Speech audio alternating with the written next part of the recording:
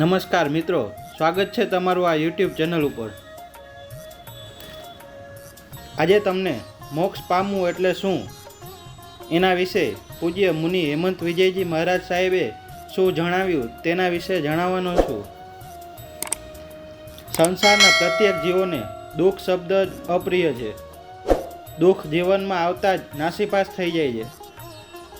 દુઃખથી ડરીને બચવા ધર્મના, ભગવાનના અને ગુરુના ચરણોમાં આજીજી કરે છે।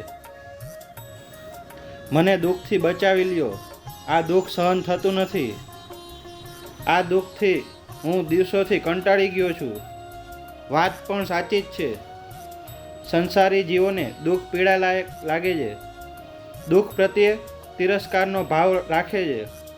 પરંતુ એક અટલ સત્ય એ પણ છે, જ્યાં દુઃખ છે ત્યાં સંસાર છે, અને જ્યાં સંસાર છે ત્યાં દુઃખ તો રહેવાનું જ।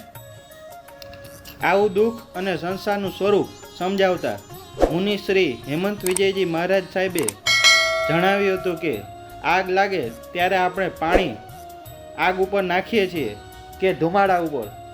તો આ પ્રશ્નના ઉત્તરમાં બધાનો એક જ જવાબ હોય કે આગ ઉપર જ નખાય ને, ધુમાડા પર થોડુંક નખાય। આગના કારણે ધુમાડો છે, આગ શાંત થઈ જતા ધુમાડો શાંત થઈ જશે। મુનિએ આગળ કહ્યું કે દુઃખ એ કાર્ય છે કે કારણ છે? જો દુઃખ કારણ હોય તો તેનું કાર્ય શું છે, અને દુઃખને કાર્ય માનીને તો તેને કારણ શું છે? વિચારણીય પ્રશ્ન છે। દુઃખ તો કાર્ય છે અને એની ઉત્પત્તિનું કારણ પાપની પ્રવૃત્તિ છે। પાપની પ્રવૃત્તિ કરવાથી બંધાયેલા અશુભ કર્મના ઉદયે દુઃખની પ્રાપ્તિ થાય છે, માટે પાપની પ્રવૃત્તિનો ત્યાગ કરવો જોઈએ। મુનિ આગળ કહ્યું કે જૈન ધર્મનો સૌથી મહાન મંત્ર છે નવકાર મહામંત્ર। આ મંત્રમાં પંચપરમેષ્ઠીને કરેલા નમસ્કારના ફળ સ્વરૂપે બધા પાપનો નાશ થાય છે એવું બતાવ્યું છે। જૈન ધર્મના દુઃખનાશ કરવા માટે ધર્મની આરાધના કરવાની ના પાડે। પાપનાશ કરો, દુઃખથી મુક્તિ તુરંત મળશે। જ્યાં સુધી પાપની પ્રવૃત્તિ ચાલશે ત્યાં સુધી દુઃખની પરંપરા પણ ચાલતી જ રહે છે।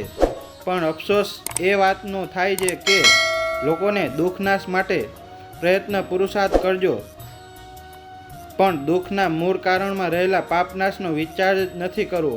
આ સંસારની વિચિત્રતા છે।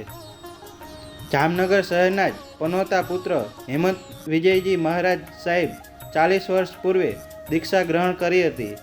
જેઓ 40 વર્ષ બાદ ચાતુર્માસ જામનગરમાં શેઠજી જૈન દેરાસર પેઢી હસ્તક પાઠશાળા ચાંદી બજારમાં છે।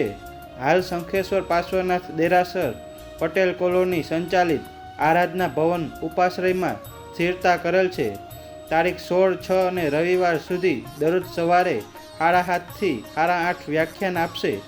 શ્રાવક શ્રાવિકાઓ બાળકો લાભ લે છે, જેના અંશો અહીં પ્રસ્તુત કરેલ છે। ઉપરોક્ત માહિતી જામનગરના સાંધ્ય દૈનિક ખબર ગુજરાતના તારીખ 13ના અંકમાં પૂજ્ય મુનિ હેમંત વિજયજી મહારાજ સાહેબ વિશે જે લેખ પ્રસિદ્ધ કરવામાં આવેલ છે તેમાંથી લેવામાં આવી છે।